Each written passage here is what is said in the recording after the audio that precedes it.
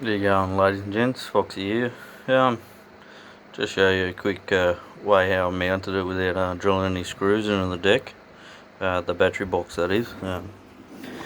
Basically just got a bit of ABS plastic there and Sikaflex it down to the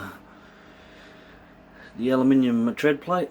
I mean, it's just got to take a few bumps and that, so I'd imagine it'll be pretty tough.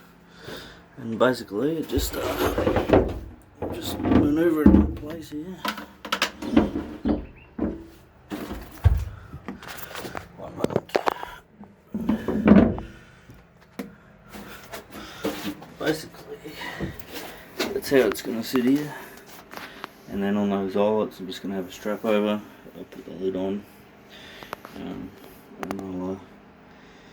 that's where the cable's coming from over here.